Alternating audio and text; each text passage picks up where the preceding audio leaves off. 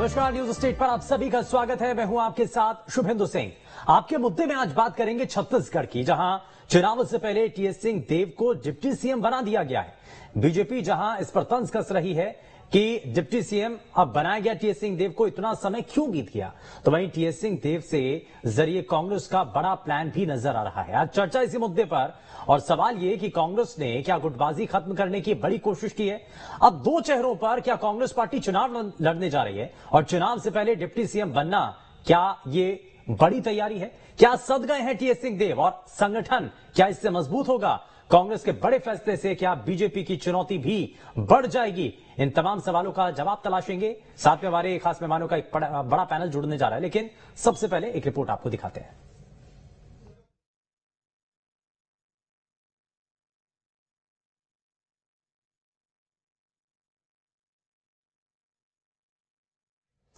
तो वो रिपोर्ट आपको दिखाएं, लेकिन उससे पहले आपको यह भी बता दें कि जिस तरीके से टीएस सिंह देव को डिप्टी सीएम बनाने के लिए कदम उठाया गया, और चुनाव से ठीक पहले कांग्रेस पार्टी का यह मास्टर स्ट्रोक माना जा रहा है, और सीएम पद पर साझा तौर पर, क्योंकि इससे पहले तक ये कहा जाता है, बड़े आरोप लगाए जाते हैं, बीजेपी के नेता लगातार मुखर होकर के कहते थे कि दो बड़े दिग्गज नेता कांग्रेस पार्टी के, उनके बीच में कोऑर्डिनेशन नहीं है। लेकिन फिलहाल कोऑर्डिनेशन भी दिख रहा है, जय वीरू की जोड़ी भी नजर आ रही है, और कितना प्रभाव ये आने वाले चुनाव में इसका देखने को मिलेगा, ये फिलहाल देखने वाली तस्वीरों के।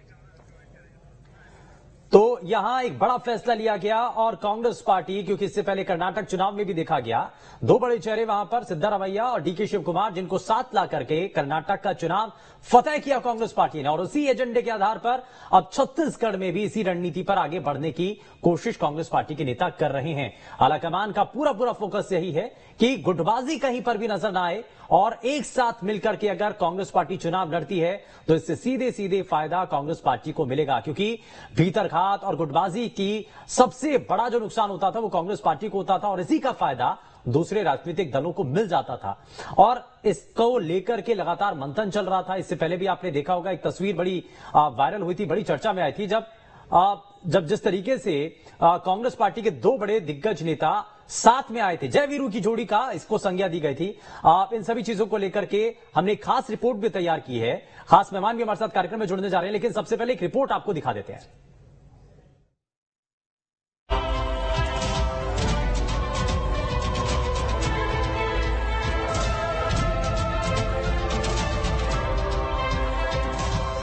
छत्तीसगढ़ में चुनावों से पहले कांग्रेस ने एकजुटता का बड़ा संदेश दिया है।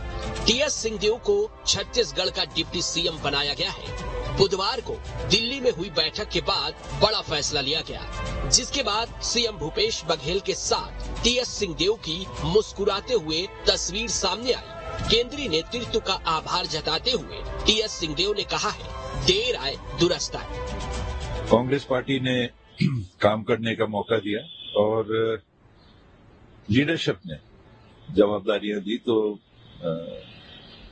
जीवन में यही है कि जो जवाबदारियां मिले हैं उनको अच्छी तरीके से अपनी क्षमता के अनुरूप निभाओ, सबको साथ लेके चलना है, और कोशिश करना है कि सीमित समय में भी जो कुछ कर सकें मिलजुल के हम लोग सबको कांग्रेस के भले के लिए, पार्टी के भले के लिए, छत्तीसगढ़ के भले के लिए, छत्तीसगढ़ के नागरिकों के लिए प्रयास करना। टीएस सिंहदेव को चुनाव से पहले डिप्टी सीएम बनाए जाने पर बीजेपी ने कांग्रेस पर तंज कसा है। पूर्व सीएम रमन सिंह का कहना है कि सिंहदेव को 60 दिन के लिए डिप्टी सीएम बनाया गया है। बड़ा निर्णय लिया, मुख्यमंत्री के पद से भूपेश बघेल का चेहरा हटा दिया गया। 4.25 साल जिस व्यक्ति को प्रताड़ित करके किनारे रख दिया गया, जिसने अपने एक मंत्री पद से इस्तीफा दे दिया, उसको केंद्रीय नेतृत्व ने 60 दिन के लिए अधिकार बना दिया, तो मुझे नहीं लगता कि सरगुजा की या छत्तीसगढ़ की स्वाभिमानी जनता को ये निर्णय पसंद आएगा। विशुद्ध रूप से जिस प्रकार की प्रसन्नता चेहरे में दिख रही है, वो इसी का इंतजार कर रहे थे। शायद पहले बना दिए होते तो शायद अच्छा होता। वहीं विपक्ष को जवाब देते हुए सीएम भूपेश बघेल ने कहा है, ये हमारा अंदरूनी मामला है, विपक्ष के पेट में क्यों दर्द हो रहा है। भाई ये हमारी पार्टी का निर्णय है, उनको क्या तकलीफ हो रही है? उनको तो हर चीज में उनको तकलीफ हो रही है। हालांकि कांग्रेस इसे अपना अंदरूनी मामला बता रही है, लेकिन अंदर खाने में ये बात हो रही है कि कांग्रेस के इस फैसले से टीएस सिंहदेव सद गए हैं, क्योंकि सीएम पद साझा न करने पर वे नाराज थे। 2018 चुनाव के बाद तय हुआ था 2.5 साल का फॉर्मूला। इस बात पर केंद्रीय नेतृत्व से उनकी नाराजगी थी। 2021 के बाद से सीएम भूपेश बघेल से मतभेद थे। जुलाई 2022 में सिंहदेव ने पंचायत एवं ग्रामीण विकास मंत्रालय से इस्तीफा दे दिया था। वे स्वास्थ्य एवं परिवार कल्याण समेत 4 विभाग संभाल रहे हैं। सीएम बघेल ने अंदरूनी कलह को खत्म करने की कोशिश की। अब आलाकमान ने उन्हें डिप्टी सीएम बनाया है। कई महीनों से सीएम बघेल के साथ खींचतान में फंसे सिंहदेव को डिप्टी सीएम नियुक्त करने का कांग्रेस का कदम राज्य इकाई में अंदरूनी कलह को रोकने की कोशिश माना जा रहा है। प्रदेश में इसी साल के अंत में विधानसभा चुनाव होने हैं। ऐसे में टीएस सिंहदेव को बड़ी जिम्मेदारी देकर साधने की कोशिश की गई है। Team news state.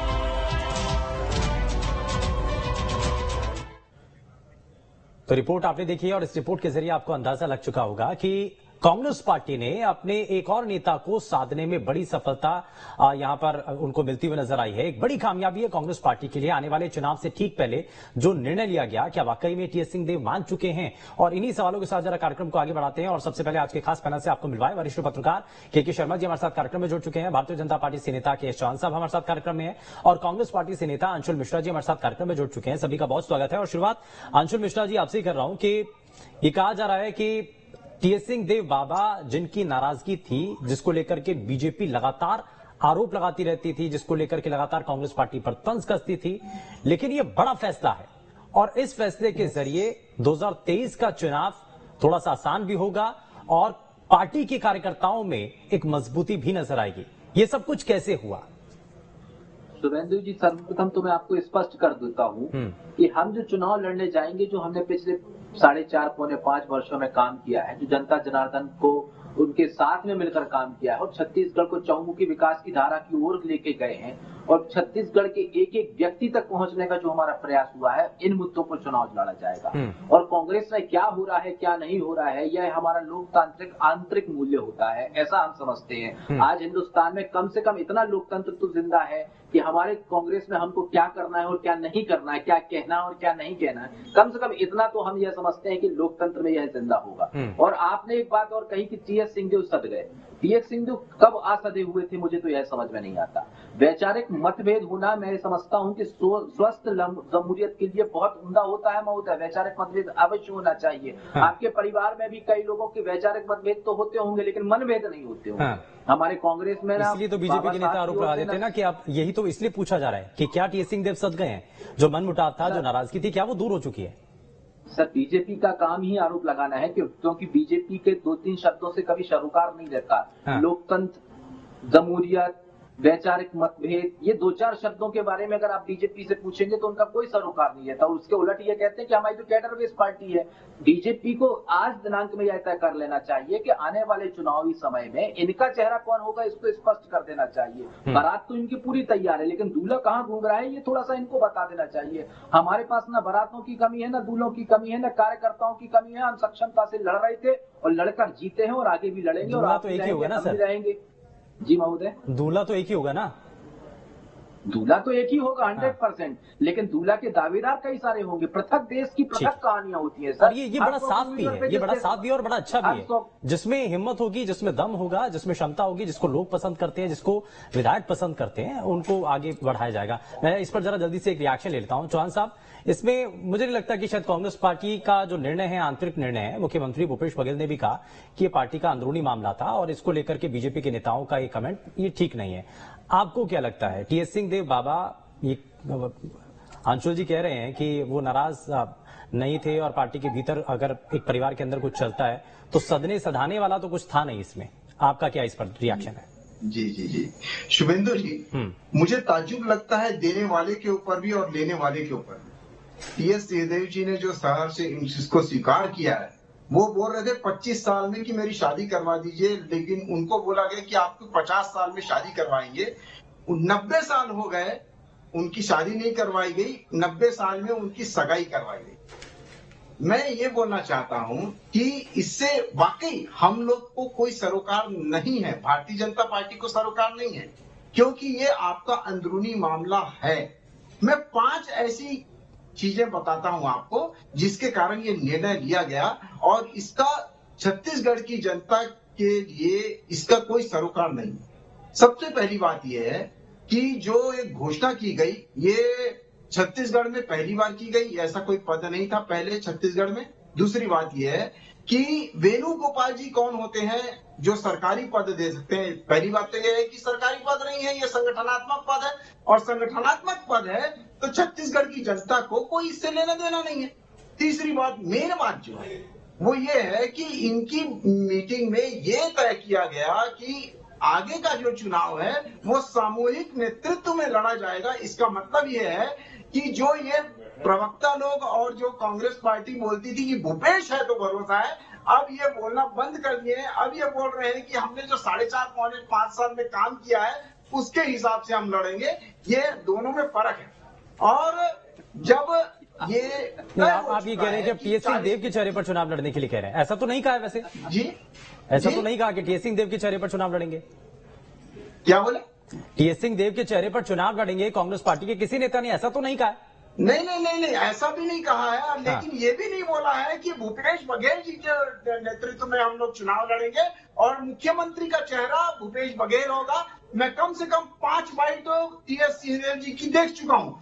उनको पत्रकार ने बोला कि क्या आप अगले चुनाव में भी मुख्यमंत्री उप मुख्यमंत्री रहेंगे और मुख्यमंत्री का चेहरा वो रहेगा, तो इससे उन्होंने चुप्पी साध ली, क्योंकि शीर्ष नेतृत्व ने पूरा इनको बोल दिया है कि इनके चेहरे को नकार दिया जाए। उसके कारण है, मेन बात कारण है जो भारतीय जनता पार्टी पहले बोलती थी कि छत्तीसगढ़ की जनता भूपेश बघेल को नकार चुकी है, उनके कामों को नकार चुकी है वो।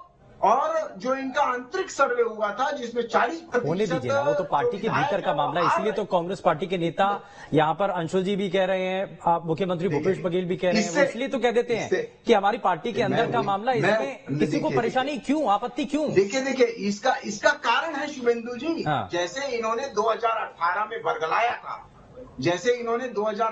बरगलाया था, 2 मुख्यमंत्री के चेहरे आपने दिए थे कि आप क्षेत्र संभालिए, और 2 मुख्यमंत्री के चेहरे दिए थे कि आप अपने समाज को संभालिए। तो यही प्रयास फिर से किया जा रहा है, इनको मालूम है। अंशुल जी कुछ कहना चाह रहे हैं, जरा जल्दी से जवाब लेता हूं, उसके बाद के शर्मा सर भी हमारे साथ, उनके पास में वापस पहुंचूंगा। भूपेश के भरोसे हम पूरे छत्तीसगढ़ में नहीं जीत सकते। अंशुल मिश्रा जी वही कह रहे हैं कि टी.एस. सिंहदेव को डिप्टी सीएम बनाने का मतलब ये है कि अब 2 चेहरे हो गए हैं। आरएसएस की पतली पतली पुस्तक पढ़ने वाले लोग होते हैं ना, वह अर्धज्ञानी होते हैं। और महोदय मैं बता दूं कि अर्धज्ञान जो होता है वो पूरे झूठ से भी बहुत खराब होता है। इन्होंने यह कहा कि केसी वेणुगोपाल जी क्या होते हैं। आप ही के न्यूज चैनल पर मैं साहब जो लेटर जारी हुआ है उसमें लिखा हुआ है, वही देख रहा था मैं। इनको भी दिखाने की आवश्यकता है कि उसमें लिखा हुआ है वो संगठनात्मक प्रपोज टू का मतलब महोदय क्या होता है, थोड़ा सा बीजेपी के नेताओं को यही नहीं पता क्या? हम धैर्यवान पार्टी है महोदय के.एस. चौहान जी, थोड़ी सी आप लोग जल्द समस्या आपके साथ क्या है ना, चीजों को लेकर, मुद्दों को लेकर आप थोड़ी सी जल्दबाजी कर लेते हैं। आदरणीय ब्रजमोहन अग्रवाल जी ने रात को बयान दिया, आज दिन भर आप उसी को चलाएंगे। और सबसे बड़ी बात यह है कि ब्रजमोहन अग्रवाल जी ने उस ट्वीट को अभी दिनांक में डिलीट कर चुके हैं, लेकिन आपके दिमाग से डिलीट क्यों नहीं हुआ मुझे नहीं पता, और अभी भी वह चल रहा है, आप उसको स्क्रीन पर देख सकते हैं। दूसरी बात, आपने कहा कि 90 साल में हमने शादी कर दी है, 90 साल में हमने सगाई कर दी है, तो थोड़ा सा आपको हिसाब क्लियर कर देता हूँ। 72 ईयर्स ओल्ड के हैं महोदय, 90 साल तक तो आप जाइए नहीं। 83 साल के एक वरिष्ठ नागरिक जिसने बीजेपी की स्थापना करने में अपना छाती चौड़ी सोना एक कर दिया था, उस आदमी को किनार पर लगा दिया है। नाम मैं नहीं बताऊंगा, नाम तो आप भी जानते हैं, देश के उप प्रधानमंत्री रहे हैं महोदय। तो वो कौन सा पद होता है, थोड़ा सा इसको स्पष्ट कर दीजिए। यूपी में कितने उप मुख्यमंत्री हैं, वो कौन से पद पर काबिज है, ये थोड़ा सा आप स्पष्ट कर दीजिए। उप मुख्यमंत्री का पद की बात जो होती है उसको मैं आपको स्पष्ट कर देता हूँ। कैबिनेट बैठकर निर्णय लेती है, जो कि आज दिनांक में निर्णय हुआ, और आज दिनांक में वह उप मुख्यमंत्री बने हैं। केंद्रीय नेतृत्व ने प्रपोज किया है उप मुख्यमंत्री बनने के लिए। तो ये जो झूठ बोलने की बात है ना साहब, कम से कम हम जैसे कांग्रेसियों के सामने मत किया करिए, बेहतर आपके लिए होगा, ये सलाह है। ठीक है, मैं इस पर जरा जवाब ले लूंगा, लेकिन उससे पहले जरा के शर्मा सर को जरा जल्दी से जोड़ लेता हूं। के सर, एक चीज बताइए कि कांग्रेस पार्टी में जिस चीजों को लेकर के सवाल अभी तक बीजेपी और तमाम दूसरे राजनीतिक दल उठा रहे थे, उन सभी मसलों को फिलहाल शांत कर दिया गया है, जय वीरू की जोड़ी हिट होगी कि नहीं होगी वो तो खैर चुनाव के बाद स्पष्ट होगा, लेकिन फिलहाल चर्चा में तो बनी हुई है। निश्चित रूप से 2018 के चुनाव में ये दोनों की महत्वपूर्ण भूमिका थी, क्योंकि वो एक नेता प्रतिपक्ष थे और एक वहां पे प्रदेशाध्यक्ष थे। लेकिन मुख्यमंत्री भूपेश बघेल के बनने के बाद 4.5 साल में उनका कद बहुत ऊपर जा चुका है, राष्ट्रीय स्तर पर भी। छत्तीसगढ़ में भी आप देखेंगे तो अब स्थिति है 2.5 साल वाले को क्रॉस करने का कारण यह था कि भूपेश बघेल अपनी जो छत्तीसगढ़ मॉडल है उसके आधार पर बहुत आगे निकल गए थे। अच्छा, एक चीज मैं पूछना चाह रहा हूँ के शर्मा सर, माफी के साथ रोक रहा हूँ, लेकिन ये 2.5 साल वाला जो फॉर्मूला है, ये सिर्फ मीडिया में चर्चा इस बात की या असल में इस बात को लेकर के कुछ बात थी, पर्दे के पीछे इसको लेकर के चर्चा थी? मीडिया की बात कही जा रही, लेकिन ये अब तो स्पष्ट हो चुका है कि जो राष्ट्रीय हाईकमान है, जो कांग्रेस हाईकमान है, उसने 2 पोल बैलेंस की नीति को अपना के रखी है। राजस्थान में आप देख ले, कर्नाटक में देख ले, छत्तीसगढ़ में देख ले।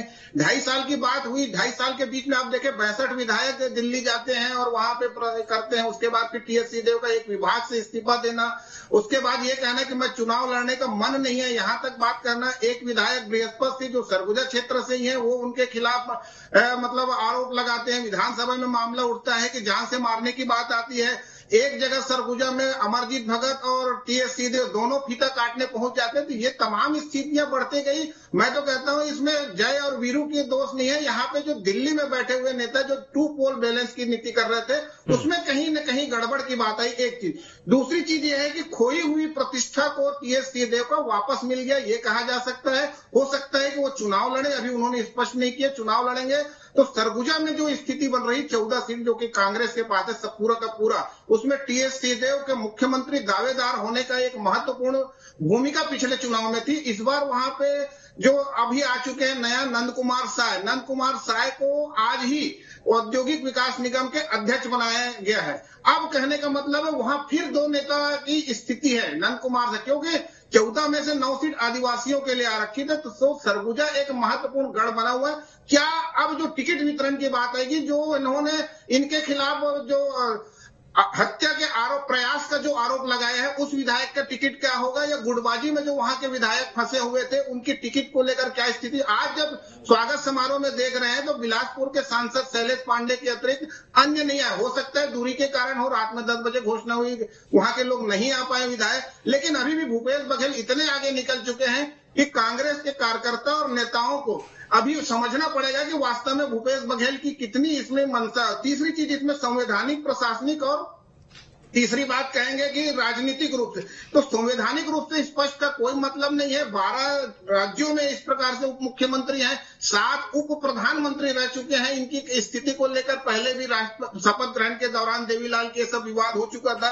उसके बाद प्रशासनिक दृष्टि से हम कहेंगे तो इनके पास कोई फाइल जाएगा नहीं, वो केवल स्वास्थ्य विभाग के मंत्री रहेंगे। अन्य विभागों के लिए जो समय भी 60 दिन का जो भाजपा बार बार कह रही, वो भी एक बात है। तीसरी चीज है राजनीतिक रूप से जो बैलेंस करने की जो बात कही जा रही है, तो क्या उसमें भूपेश बघेल कितने सहमत होते, कितना उनको साथ में लगते हैं, इन्हीं पर है। इस पर आगे दोनों की जो जय वीरू की जोड़ी है, क्या 2018 की तरह साथ में निकलते हैं, या कहीं न कहीं अब टिकट वितरण को लेकर टकराव या मुद्दों को लेकर जन घोषणा पत्र जो टीएस बाबा ने बनाया था, बड़ा जो हर्डल है दोनों की गुटबंदी को लेकर के, 4 टिकट वितरण को लेकर के दिखाई देगा अंशुल मिश्रा जी, और वो समय अब धीरे धीरे नजदीक भी आ रहा है। आपको नहीं लगता कि टिकट वितरण के दौरान, क्योंकि नाराजगी भी होती है, नेता जिनको टिकट नहीं मिलती है वो बगावत भी करते हैं, अपनी नाराजगी भी जाहिर करते हैं, तो वो बड़ा टाइम क्रूशल नजर आएगा? टिकट वितरण को लेकर कांग्रेस में महोदय एक बहुत अच्छा एक नियम बना हुआ है। अंशुल मिश्रा चाहे तो टिकट ले सकता है, या कोई भी व्यक्ति विशेष चाहे तो टिकट ले सकता है। उसका एक नियम बना हुआ है। धरातल पर ग्रास रूट लेवल पर जो संघर्ष करेगा 5 से 6 वर्ष तक, और जनता जनार्दन के सर्वे में अगर वह व्यक्ति विशेष उभर कर आएगा तो वो किसी भी खेमे का नेता हो सकता है, किसी भी खेमे का कार्यकर्ता हो सकता है, या कोई भी व्यक्ति विशेष हो सकता है, उसको टिकट अवश्य दिया जाएगा। इसी की प्रतिलिपि है कि छोटे से गांव से निकला हुआ एक व्यक्ति आज देश के कांग्रेस के देश के सर्वोच्च पद पर कैसे पहुंच जाता है। एक चीज और भी, आपको लगता है कि टीएस सिंहदेव और भूपेश बघेल के साथ आने से बीजेपी की मुश्किलें बढ़ जाएंगी? अब सर बीजेपी की मुश्किलें तो शुरू पिछले 4.5 वर्षों से बढ़ी हुई है, जब से कांग्रेस की सरकार आई है। क्योंकि कांग्रेस की सरकार ने जो कहा है वो कर दिखाया है, और बीजेपी की सरकार ने जो कहा है वो आज तक नहीं कर पाए। इनके भूतपूर्व मुख्यमंत्री को इनको इतना डर लगता है कि उनको सभाओं में ले जाने से इन लोगों को डर लगता है। आदरणीय रमन सिंह जी यहीं इसी चौक चौराहों पे अपनी अकेली कार में घूमते हैं और बड़े बड़े नेता इनकी बात तक नहीं सुनते, और उनको मजबूरन यह कहना पड़ता है कि छत्तीसगढ़ में छोटा मोटा चेहरा आज मैं भी बचा हूँ। और एक कंप्लीट कर रहा हूँ, अभी बीजेपी के प्रवक्ता ने एक प्रश्न उठाया कि कांग्रेस का सीएम का चेहरा कौन होगा। बहुत अच्छी बात है, मैं तो इस जगह इनको साधुवाद देना चाहता हूं कि इस प्रश्न को उठा के ये कहीं ना कहीं ये मान लेते हैं कि बीजेपी से तो सीएम का चेहरा कोई नहीं होगा, क्योंकि ये मैंडेट को पार नहीं कर पाएंगे। ये स्वयं स्वतः ही मान रहे हैं कि कांग्रेस मैंडेट को पार कर लेगी, तभी तो हमें बीजेपी, हमें कांग्रेस के चेहरा के लिए हमारे चौहान साहब का भी एक रिएक्शन लेगा। समय थोड़ा सा कम है, चौहान साहब जरा जल्दी से काउंटर रिएक्शन। बीजेपी के लिए दोनों जय वीरों के साथ आने के बाद बीजेपी की मुश्किलें बढ़ जाएंगी, चुनाव अब सर पर है। अरे शुभेंदु जी, ये तो उल्टा अंतर कलह और ज्यादा उजागर हो गया। क्योंकि क्या था कि अभी जो चल रहा है ये तो बता टीएस सिंहदेव जी को साधने की कोशिश की गई, अध्यक्ष टीएस सिंहदेव जी को जो साधने की कोशिश की गई है, हमारा आंतरिक मामला है। मैंने आपके बीच में नहीं बोला, आप मेरे बीच में मत बोले। मैंने बोला आप अपनी पार्टी के बारे में शांत रहे, मेरा घर शांत रहे। चलिए ठीक है, माफी के साथ रुक रहा हूं सर, समय इतना ही है। खैर बहुत शुक्रिया सभी खास मेहमानों का कार्यक्रम में शामिल होने के लिए। लेकिन टीएस सिंहदेव की सदने से क्या कांग्रेस पार्टी को बड़ी मजबूती मिल रही है, चुनाव के बाद तय होगा। फिलहाल के लिए बस उतना ही, नमस्कार।